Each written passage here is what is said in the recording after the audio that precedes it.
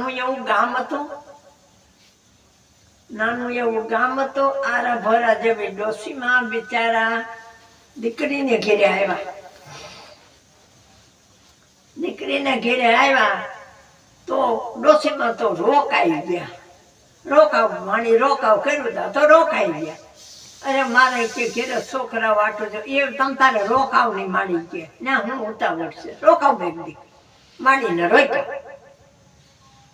રોક્યા એટલે આને ગમે નહીં, કોને બહુ હવે આવ્યા છે ડોહી જાતા નથી કે કોઈ વાત